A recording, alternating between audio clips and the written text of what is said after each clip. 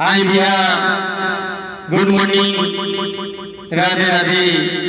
आप सबका प्यार इसी तरह बना रहे और हम आप सबके बीच में इसी तरह नए नए सॉन्ग लेके आते रहेंगे।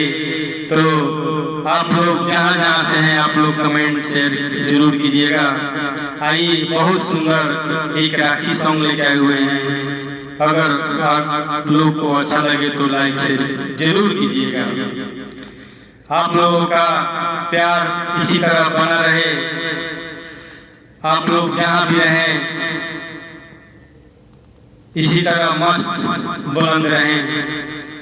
तो आइए, एगो बहन अपना भाई से कैसे विनती करतड़ी कि रखिए निशानी भैया बांध के कलाई हो, रखिए निशानी भैया बांध के कलाई हो। जिया हर साल तुम सुना हमर भाई हो, कि जिया हर साल तुम सुना हमर भाई हो।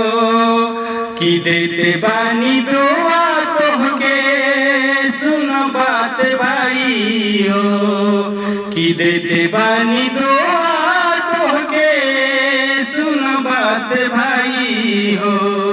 कि बहिनी के रखेली हो दिल में बसाई हो, कि बहिनी के रखेली हो दिल में बसाई हो। कि रखिए निशानी